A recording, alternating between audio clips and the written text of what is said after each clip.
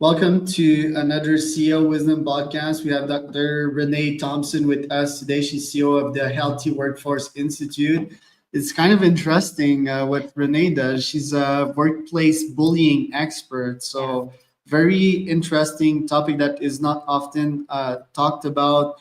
And I see that Renee started as a nurse, a professional staff nurse to be precise, and the other day I was studying what a day in the life of a nurse was looking like with a GPT, and it was super fascinating to see how hard it was that workplace, not only because of the bullying, but like what they witness on a daily basis and so forth, and the abuse from the actual patients, right? So I'm really interested about the topic and to talk to you about this today. The podcast is presented to people by podfire.com.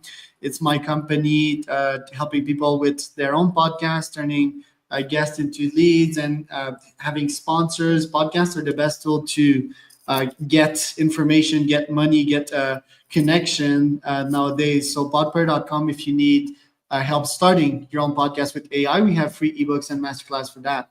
Renee, welcome to the pod. Tell me a bit more about yourself and what you're up to nowadays. Yeah, thanks, Charles. Really happy to be here. Well, as you said, I'm a nurse. I'm still a nurse. I've been a nurse for about 32 plus years. And, I've done everything you can do as a nurse, a clinical nurse at the bedside. I worked in home care. I was a home care nurse for a while. I worked for a managed care company, which people are a little surprised that I kind of crossed over, as they say, to the dark side. But I'll tell you what, Charles, I learned more about the delivery of care while I was working in that managed care organization. Fascinating what especially if you're in the clinical setting, what you don't understand happens behind the scenes. And it just really made me appreciate the important work that we do in the hospital.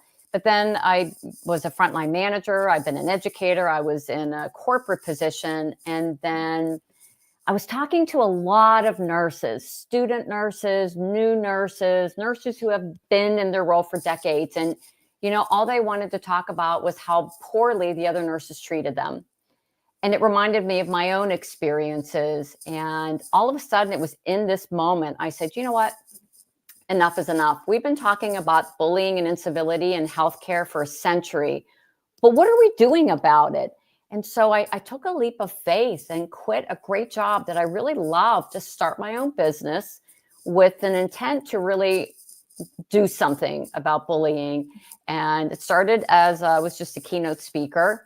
And then it really grew from there. People wanted more and more. So I was doing workshops and seminars. And then we ended up launching an academy, which we have a lot of online courses, consulting.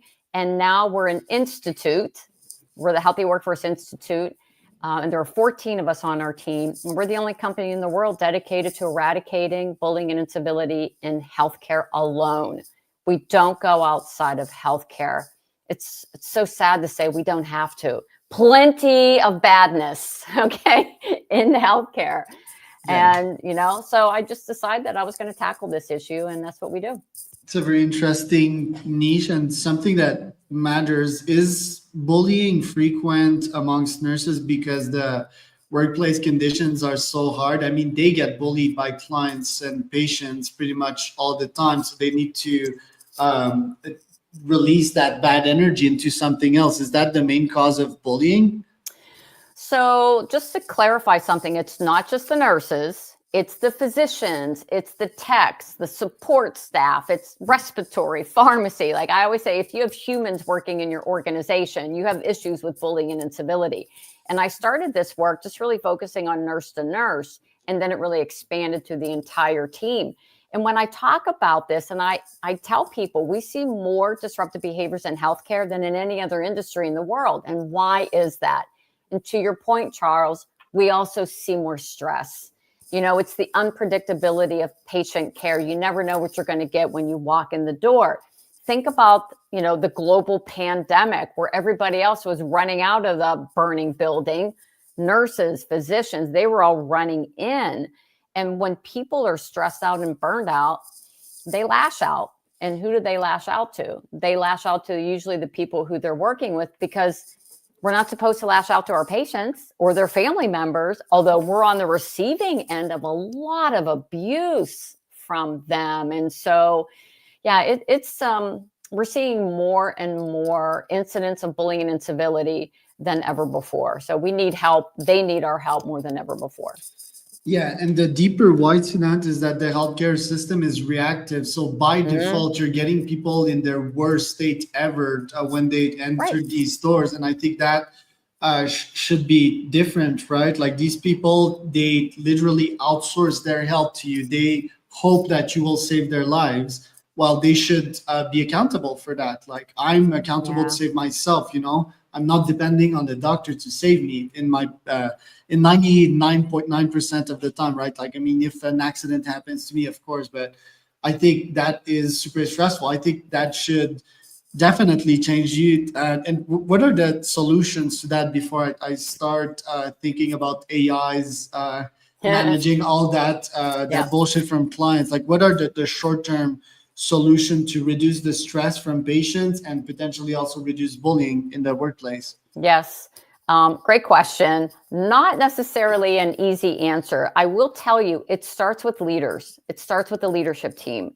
What we're also finding, Charles, is that a lot of leaders right now who are responsible for a department, they have less than 2-3 years experience, and they don't know how to address these issues, whether it's employee to employee or patient and family to employee. Nobody's doing a good job equipping them with the knowledge, skills, tools, and resources that they need to actually start addressing these issues. So it always starts with the leadership. So we'll have organizations who will say, we want you to come in and do some work with our staff. I say, no, not until we work with your leadership team first.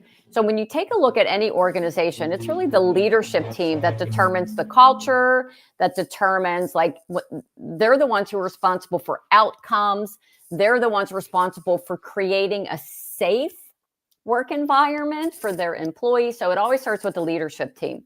From there, we actually work with a lot of organizations. We do a lot of consulting, and it really starts first by heightening awareness. One of the other reasons that we see more disruptive behaviors in healthcare is because we've normalized deviant behaviors. We say things like, she's a really great nurse, but, don't get on her bad side, or great physician, but. And we tend to justify people's behaviors because of how clinically competent they are, how much revenue they bring into the organization. And, the leaders are just not equipped to be able to address those issues when they show up. So the first step is to heighten awareness, because you can't expect anyone to adapt their behavior if they're not even aware their behavior needs to be adapted. And this transfers to patients and families too. Like, Mr. Rossi, just naming the behavior, you're yelling at me and you need to stop, or you're arguing with me, or you just dropped the F-bomb, or whatever it is. It's just simple strategies, Charles. Just start naming the behaviors as a way to heighten awareness, because let's say you were frustrated and your dad or your mom is a patient and you're waiting for the physician to come in and your anxiety is increasing and the nurse comes in and you wham them, okay? If I said to you, Mr. Cormier, you're yelling at me, you're raising your voice, it might catch you and say, oh my gosh, I don't mean to, I'm just really frustrated. You might kind of do the defense stance, okay? But it's just by raising awareness is a good first step in equipping people with simple, confronting techniques to at least, let people know that the way they're behaving at that moment is inappropriate and unprofessional. And then there are a ton of other strategies that we share with our clients. Right. Yeah. I have so many questions, but it seems to me that we're just overwhelming doctors and nurses, and we can't continue that way. Or can a doctor or a nurse get adapted to that overwhelming state? Because every day they pretty much see people dying, right? And they don't seem to have the time to process all these events. The suicide rate is as highest in doctors, which is people we need most in society. And me as a technical person, it's like, first I wouldn't go in the public system, right? I would go private. And if I go private, I expect a good experience. Say my dad is in there. I want to know on a screen like why I'm waiting so much. Okay, if you guys are overwhelmed, I understand, right?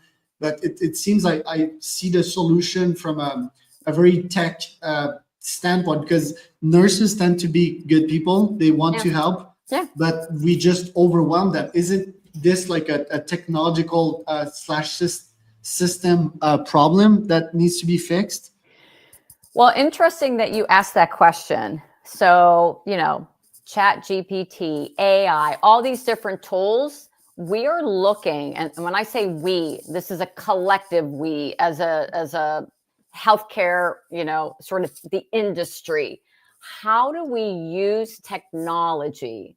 How do we use AI to lessen the burden that's on the people in healthcare right now, so that it decreases their workload? Because I will tell you what, there's a lot of workarounds that we do, and there's a lot of rework that nurses and physicians have to do. And a lot of it has to do with just inefficient processes, poor communication. So you've got the communication piece, you've got conflict, you have all of that needs to be addressed.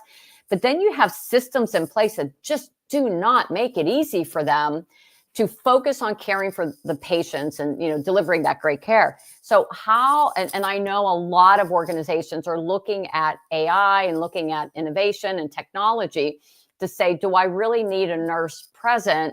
Can I use a virtual nurse? I'll give you an example. When back in the day, I was a cardiac nurse. We had to run our strips, our heart rhythm strips on every patient. Every 2 hours, we had to run another strip.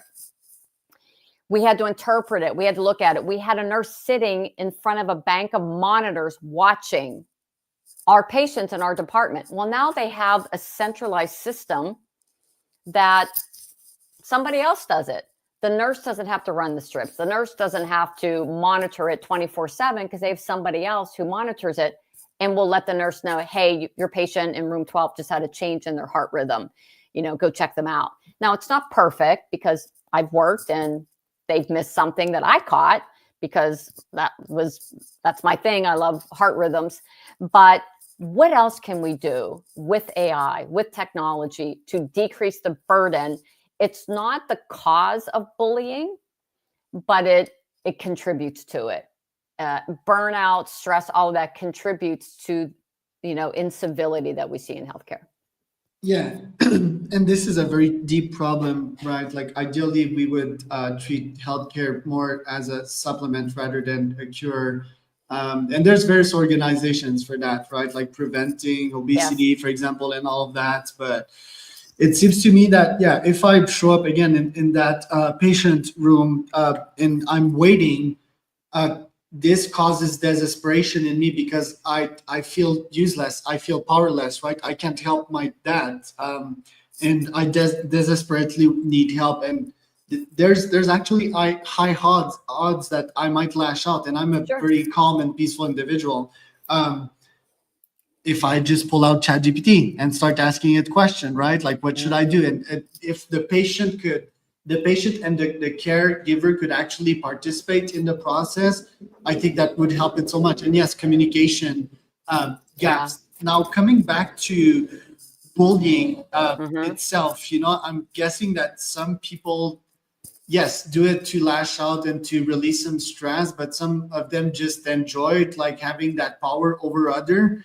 If someone would bully you, like you mentioned, to actually mention it in front of them and make it clear that this is not acceptable, but some people might get angry at that. So what is a strategy to prevent that? For example, when I talk about bullying amongst kids, right, and kids getting bullied, like I love martial arts as a solution, not necessarily because they should punch them back in the nose, but just because martial arts teach confidence, and they teach you poise. They teach you to keep your cool if you're getting bullied, for example, and the bully will stop sensing that energy. What are other solutions to prevent bullying in the workspace, and not just only in the nursing space, but in companies. There's a lot of corporate bullies out there. Oh, yes, there are. I would say that the first thing that's important is to get really clear on whether or not this is bullying, or is it incivility, or you know what? Maybe someone's just having a bad day. Yeah. Because I said we can all misbehave, especially when under a lot of stress. That doesn't mean we're bullying someone. It's I'm having a bad day, and in this moment, I happen to be taking it out on you. Now, I'm not saying that we should let that go and it's okay. Like that person needs to circle back later on and say, hey, I know I was a little abrasive this morning, or I yelled at you. I'm really sorry. Are we okay? I mean, that just happens all the time. And it's one of the issues that a lot of people, they don't understand the difference between bullying and incivility. And therefore the strategies, they are different. But if you don't understand it, it's no wonder that we're not addressing these issues, because we're not clear on what bullying is and what it's not. So for example, bullying, there has to be a target. The behavior has to be harmful, and it has to be repeated over time. So very common, somebody will reach out to me and they'll say, okay, I think I'm being bullied. I'm like, okay, are you the only one this person is treating this way? Are you the only one this person yells at, criticizes, whatever the behavior is? Or do you see this person doing it to everybody else? What is the actual behavior? Because I'm going to tell you, there's a lot of eye rolling out there. Now, eye rolling by itself is technically not harmful. I mean, it's not professional, it's definitely not nice, but by itself, eye rolling is not harmful. But if I give you the silent treatment, if you're a brand new nurse and I'm an experienced nurse and you ask me for help and I say, go look it up yourself, I'm not your mother or I'm not your instructor, okay? There's some potential harm there to the patient who may be affected by that, or if I'm going to withhold information, not give you all the information that you need to make you look stupid in front of people. That's potentially harmful. And Yes. Again, Charles, it can't be one time I get testy with you in a crisis situation. You've got to see this repeated over time. And we do a lot of, I call them deep dives in an organization. We'll go into a healthcare organization. We kind of pull back the covers and we lift up the gown to really see what's happening. We actually don't find a lot of bullying. I mean, it's there, but it's not as prevalent as you think. But what we do find is an awful lot of incivility. Those are those low level, inconsiderate, rude. I only help the people I love. The eye rolling.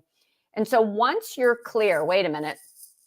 Yes, I'm being targeted. I'm the only one that this person's treating this way. Yes, this behavior is harmful. And oh my gosh, it's been happening for the last, 6 months.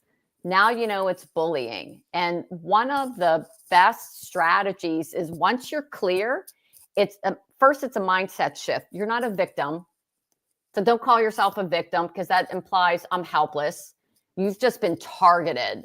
And there are some things that you can do to protect yourself, make sure you're probably, not the only one who has been bullied by this person. So find other people who can share stories and you can build a relationship with that can kind of help you realize that you're not alone in this situation, and report it. Report it to someone. There was a study that came out not too long ago that showed 40% of all targets never tell anyone. So we can't even help them if they're not telling us. So tell your boss. If your boss is part of the problem, maybe they're best friends with the bully, tell someone who's maybe in an education role in another department. Just tell someone, and then start a documentation trail. On this day, this time, this is what this person did, and just keep an ongoing trail of incidents where this person treated you in a way that constitutes bullying. And then at some point, turn it in, do something about it. And then there's scripting. We do a lot with scripting. And I mentioned before, naming the behavior. You're yelling at me. You just rolled your eyes at me. Those are all things that can help. But with the scripting that we share with our clients, I'd say in 90% of the cases, once they name a behavior, address the behavior through scripting, the behavior stops. It really does. The behavior stops because they know that they can't take advantage of you anymore. Like, oh no, Nope, we're not going to play this game anymore. And if it doesn't, they get fired in most cases because then it becomes toxic, right? It's like someone that really thrives of zapping your energy because they don't have enough. It's like, yeah, I forgot what that psychological disorder was called, megalomania or whatever. Yeah, psychopathy or something like that, or not as extreme. But yeah, like definitely something that needs to be stopped. That's quite interesting. What can nurses or like people operating in very high stress environments? What can they do to offload that pressure? Meditation comes to mind, or me. I use like ChatGPT as a psychotherapist. It's available with me 24/7 and make look silly. A lot of people are against that, but it helps me for sure. Yeah. What can they do to offload that stress, or even physical activity is one of my favorite. Yeah. So, and I actually listened to Mel Robbins. She has a podcast. I have a podcast too, by the way. I have a podcast that we talk about bullying and incivility. Well, this physician was talking about health and wellness and how to cope with some of life's stressors right now. And he shared like 4 different strategies, and these really work, especially for people who are burned out, feeling a lot of stress. There is a system issue, okay, in any organization that contributes to that stress. So the leaders need to do their part, okay, to alleviate some of the rework and just the busyness of everything. But then as an individual, what are you eating? If you're getting up in the morning and you're shoving in coffee with sugar and cream, and then you're eating garbage, donuts before you go into work, well, that's not healthy. That's going to show up later in your inability to actually be focused and think logically.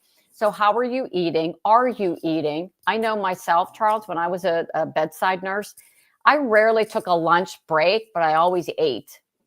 Like I always had like a protein bar or some nuts in my pocket, or I'd bring something in and hurry up and eat something. But, how are you eating? Are you drinking water?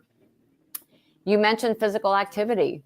Numerous studies show the benefit physical activity has on stress reduction. They say physical activity is actually more powerful than some of, these anti-anxiety meds or antidepressant medications that we have.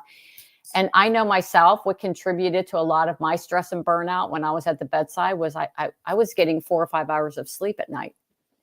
So are you sleeping? And are you prioritizing sleep?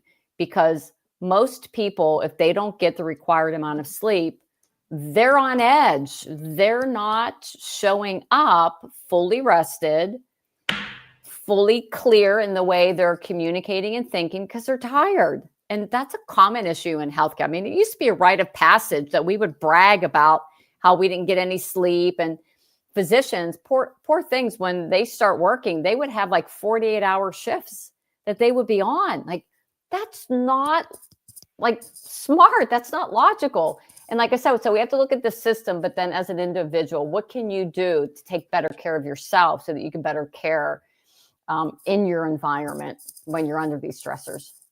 Do you see potential in psychedelics for health workers because they go through so much stress, and just an experience that would reframe their vision and their thinking pathways? Well, interesting. I've seen some literature out there right now on psychedelics. There are a couple of documentaries on Netflix that I've kind of checked into. I don't really know a lot about them, but I've heard positive outcomes from that, but it's not anything that I've personally experienced. So I or anyone that I know actually, but I know there's a lot of new science related to that. I think in the future, like most nurses will be brain optimized with that to like really have full empathy. And I think they're about to become like more mental therapists than with AI, like taking over the technical part somewhat. Let's see. Renee, thank you so much. We're on time. Where can people find out more about you? Yes, they can connect with me on LinkedIn. So I am Renee Thompson on LinkedIn. And they can also find me on my website. It's healthyworkforceinstitute.com.